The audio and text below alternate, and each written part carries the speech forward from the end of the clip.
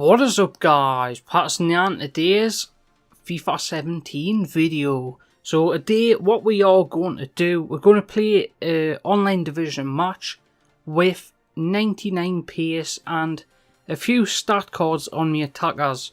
So you can see Martial has 99 pace, 88 shot and 85 physical. I did put a +5 on both of these and I want to put a +5 on Lukaku.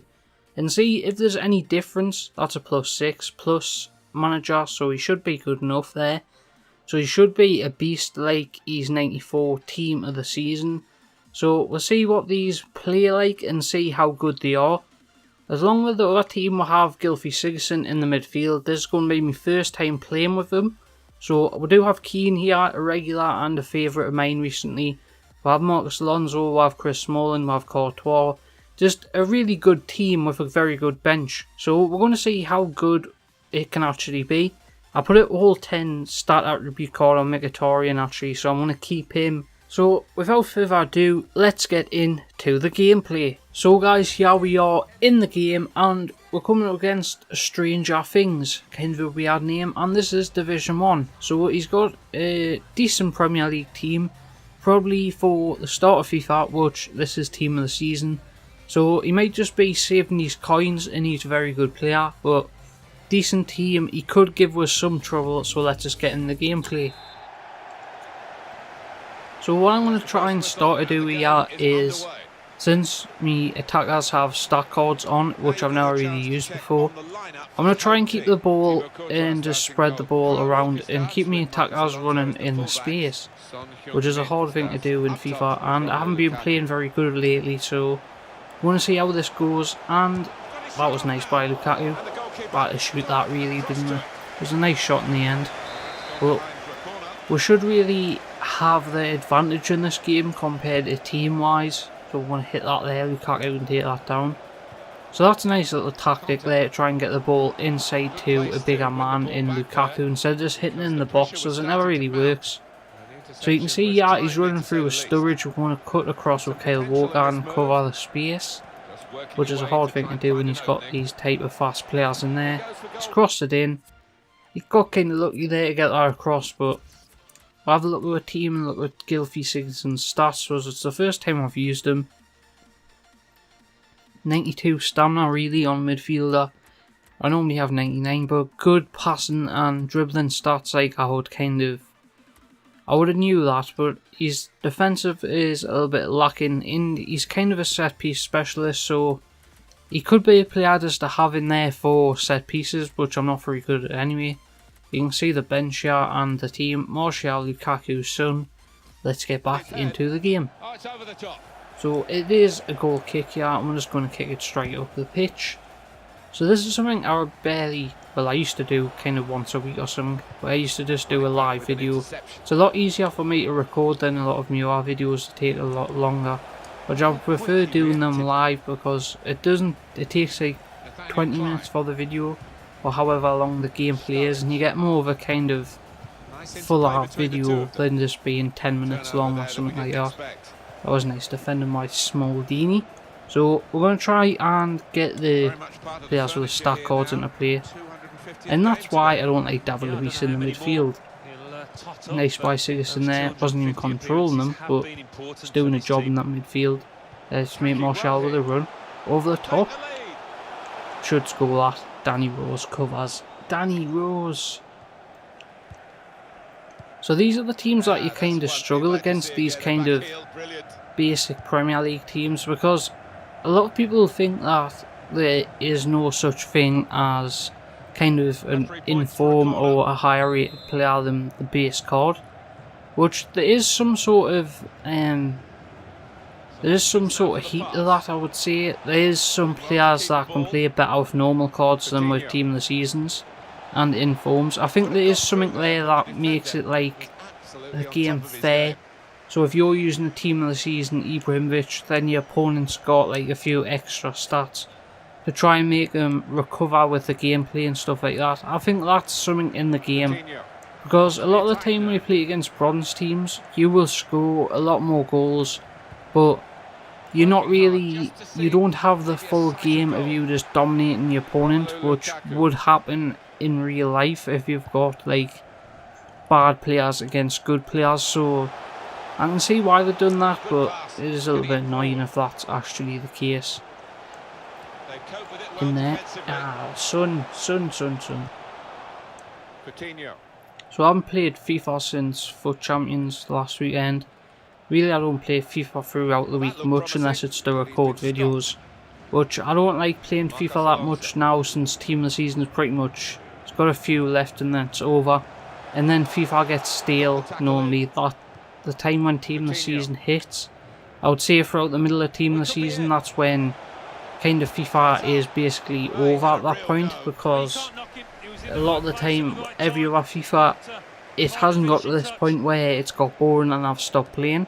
So normally I would have stopped playing FIFA about 3 months ago and went on to a different game.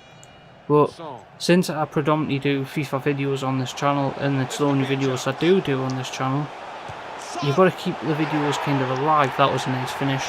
So that's why I've been doing a lot of FIFA content, trying to mix it up. I might be doing different videos on the channel, which I play a lot of other games, Battlefield.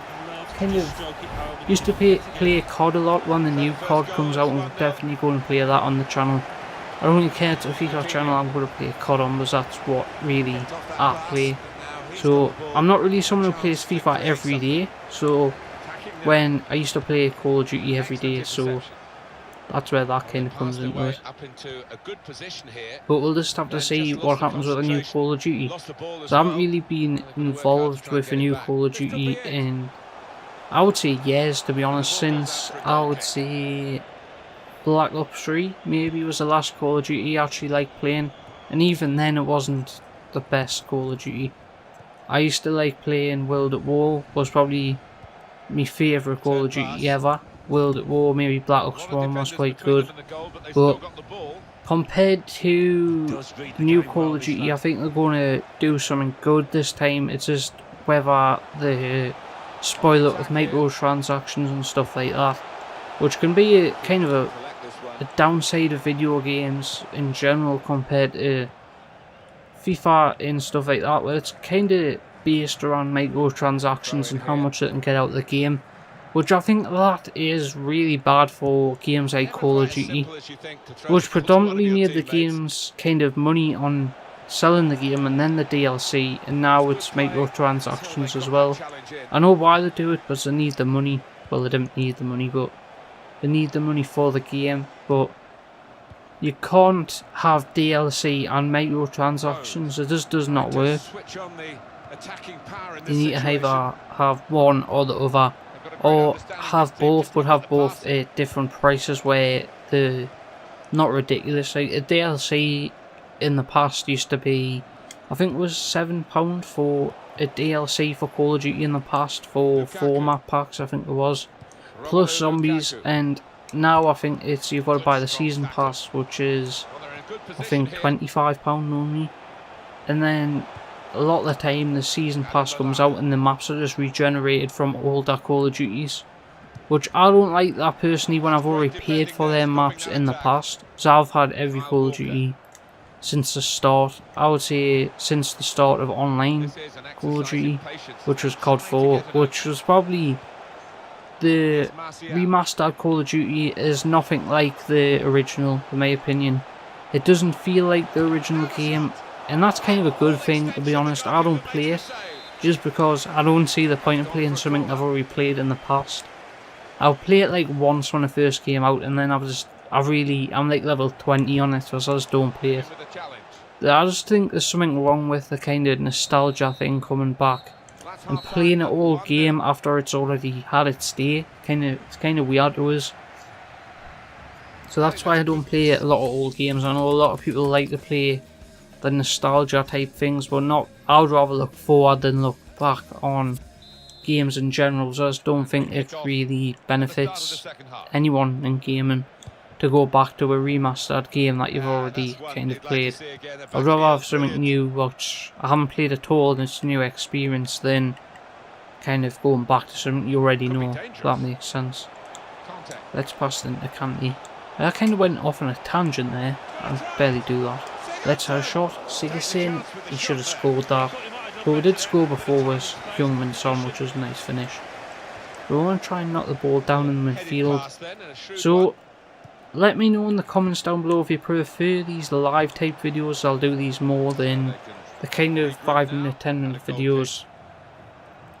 And then I actually know what to do, because at this point of me YouTube journey, I guess, I don't know, I'm just trying to really get used to what I'm doing, because a lot of the time my content's kind of all over. Because I was not supposed to be making YouTube videos until FIFA 18, that was kind of my plan. But I thought I would start on in FIFA 17 and kind of learn what I'm doing, because I'm still trying to learn to edit, so I'm not very good at it. It takes a while to do good editing without it being like forced, if that makes sense. Which, it's kind of difficult to do, but not really when you get used to it. It's kind of just cutting clips up and stuff like that. Which, the FUT Champions, the Rise videos is the ones which take the amount of time, just because the amount of footage from FUT Champions that it actually takes to edit. It takes a long time.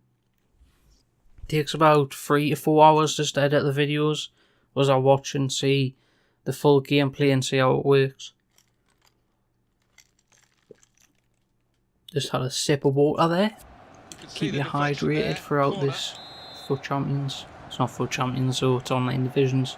So these are the type of opponents you play. It's not really exciting gameplay, and that's why I don't really like playing FIFA that much throughout the week, because there's nothing on the line here. It's a sake of like 15k coins, which isn't very good when I can just sell a few players in my club and get that. So I think FIFA is come to its demise really at this point, and if they need to kind of, it's come to the end, because now they'll start revealing FIFA 18 within the coming weeks. I would say FIFA 18s tend to come out in the kind of news and stuff like that, so the next couple of weeks I would expect a trailer for FIFA 18 and a few other games. I know Call of Duty is releasing another trailer, I think, and I think Destiny as well coming out soon as well, which I played the first one. Wasn't really, there was just stuff missing from me for the first one. I normally play games by myself online, and when I didn't have the kind of, you were limited if you were a single player playing online, because you used to have to try and meet up with random people to play games, and there wasn't like a server browser or something like that where you could just join a server with 4 other randoms and take down a boss. That's why I didn't really like Destiny 1. I thought that was a kind of a big miss for them, especially with a new Destiny. They're having only 30 FPS on a multiplayer game, which is supposed to be a AAA title like Destiny is. That is ridiculous in my opinion. They should at least have 60 FPS, and they should have dedicated servers, not this peer-to-peer stuff. It just doesn't work. They tried it in the past, they went back to it because it's what they know, to try and get an in-depth story and stuff like that. But peer-to-peer, in my opinion, it's not what you want in gaming, and it's not really something this type of kind of genre gaming should have. Peer-to-peer on a RPG game shouldn't just have that kind of, just, I don't know, it just seems forced and lazy in my opinion not to have dedicated servers. It's because the budget won't allow it probably, but it's just not very good for the game in my opinion. Same with the 30 FPS on PlayStation and console editions.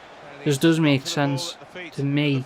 So there's a lot of news in gaming which I tend to watch and look out for a lot, especially with games I like and I want them to see them succeed in certain points, like Destiny and Call of Duty. I hope Call of Duty gets to the kind of glory days it used to have, where every game was a success, instead of every game is having bad publicity but them see it as good publicity, which is wrong in the end. But that's the way everyone sees kind of things. The people in Call of Duty, just because the sales were up, because the kind of gameplay was okay. This Infinity Warfare game didn't even have leaderboards until like a month ago. That's as lazy on the part of Call of Duty and Sledgehammer, I think it was, who done it. I don't even know who the studio was who did it, and that is terrible, to be honest. It's like FIFA though. FIFA has leaderboards for top 100, but not no one else.